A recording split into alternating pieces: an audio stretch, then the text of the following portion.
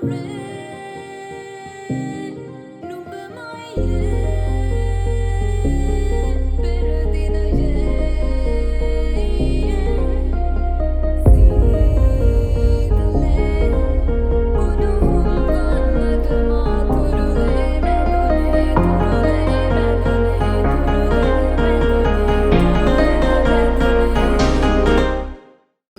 that I didn't mention in my other vlog, and there was a reason. My daughter's asleep. Something I didn't mention, I think it was in vlog 9 during my travel vlog, is a part of the travel I wanted to actually use a prop to show where I've been and also where I want to go. That didn't happen because I wasn't able to take this bad boy away with me to Port Augusta.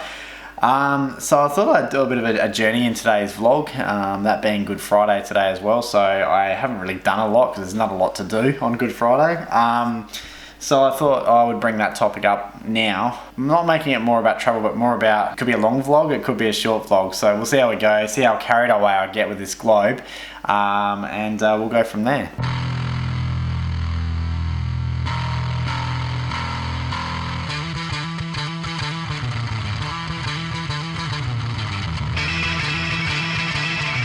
Here's me panicking. I was like, where am I going to find a whiteboard marker in a house?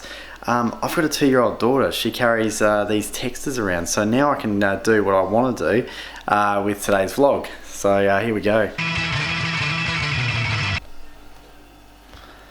Okay, so the age of 5 is the first time I took an aeroplane ride. So I'm actually going to locate that now. You'd have to be at the bottom, wouldn't you? This is going to be very difficult for this vlog. Let me just take it off the Gorilla Pod. Oh, hang on. I've got a Gorilla Pod. This thing will move everywhere. Okay, Australia. Alright, so for those that are from a different part of the world, Adelaide is down there. Cool. My first flight went from Adelaide to Alice Springs, which some of you remember was that terrible flight simulation video I did in the 737 a couple of months ago. And then it was a bit of a break. I think it was about a half an hour break, and then it heads up to Darwin, where my father lives. That was my first ever flight. That trip there is... learn to get good at this. That's a 3,200 kilometre journey, so it's about 3.5 hours, but that was my first trip when I was 5. Then from there, which I spoke about in the previous vlog, that's also known as the Stuart Highway, that line there, which goes right across Australia, and that's the one I've driven 7-8 times, and the one that we, the famous fuel story that I mentioned in vlog 9.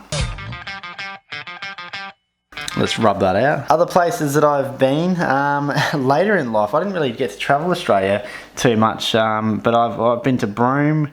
There's got Derby there. They were both when I was quite young, and they've also featured on my flight simulation videos. Can you believe it?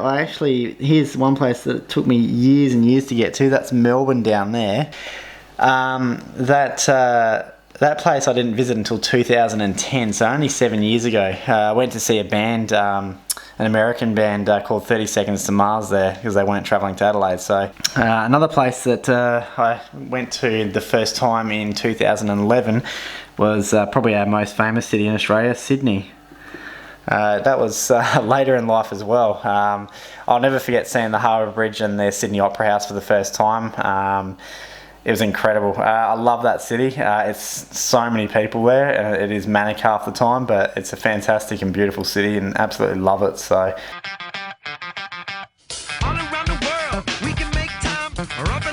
Then I went up to, only last year, into Queensland for the first time. That's Brisbane. But we didn't spend much time in Brisbane. We actually went down a little bit to the south, to the Gold Coast. Which I spent a week there seeing all the theme parks and everything else. So that's pretty much my tracks of Australia. Let's see if I can zoom in even more. As far as international travel,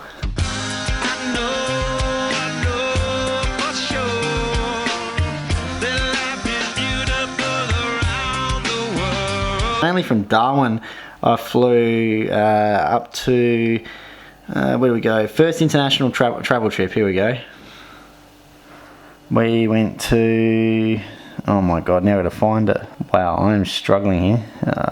I flew all the way from here up to, oh, just like crashed into the equator there, to Singapore. That is some of the worst flying I've ever seen. That equator is Darwin to Singapore. As you can see, Singapore is not that far away, if I zoom out, from Australia. So we got that line there. From Darwin to Singapore, I think it's about 4 hours. That was my first international journey. We spent about 5 days in Singapore. I absolutely love it. It's such a clean city, clean country really. Went there when I was probably about, I think I was about 14. Some black marks on my globe now. That's alright, I'm sure it'll wash out.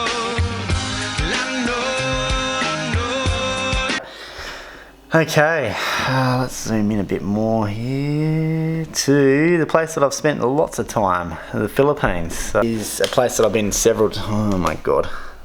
This is about another 4-hour flight from Darwin up to Manila, which, let me see if I can get my, there we go, so that's Manila there, and Australia is 4 hours that way. So I went to Manila for my first time in 2006. So we landed in what's called Subic Bay. I think it's about, I don't know the exact kilometre or distance from Subic Bay to Manila. Yeah, drive though, but an amazing drive. You start off in like a countryside where they got like rice fields, some volcanoes in the distance, some beautiful mountains, and the typical what you think of as a country Asian sort of a rural sort of I guess look. That's what it looks like from Subic right through to Manila, and then as you start getting into Manila it becomes more and more congested and overpopulated, to say the least, and everything else. So but I love the way that started off my Philippines journey, to sort of see both sides of it. So that was awesome. Then from Manila in the first trip we also went down to some islands. Now this isn't really a well sort of I guess mapped out globe for the Philippines, but we're getting down to this island around here which was Negros, and also went down to Siquijor and places like that. If you guys haven't seen it already, I did a Status Geographic episode on Siquijor and Negros.